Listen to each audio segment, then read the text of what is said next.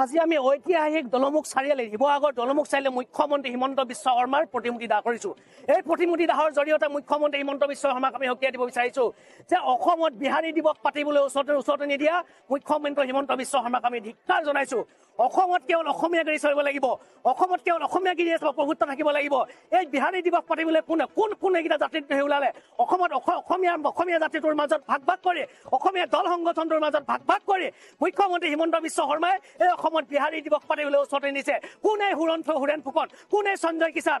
গতিকে তেওঁলোকক আমি সকীয়াই দিছো কেনেবাকৈ যদি অসমত এই বহিৰাগত আচলতে বিহাৰী দিৱস যদি পাতিবলৈ তেওঁলোকে অনুমতি দিয়ে, কেনেবাকৈ যদি বিহাৰী দিৱস পাতিবলৈ হয় তেনেহ'লে কিন্তু অসম ৰক্তাক্ত হ'ব।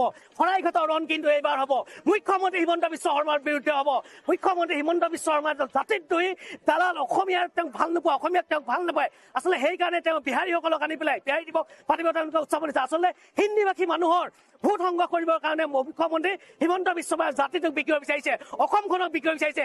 এয়া কেতিয়াও হ'বলৈ নিদিওঁ। কৃষক মুক্তি সংগ্ৰাম সমিতি আৰু জাতীয় যুৱ বাহিনী যেতিয়ালৈকে জীয়াই থাকিব তেতিয়ালৈকে অসমত বিহাৰী দিৱস যদি সাহস আছে মুখ্যমন্ত্ৰী হিমন্ত বিশ্ব শৰ্মাই পাতি দেখক।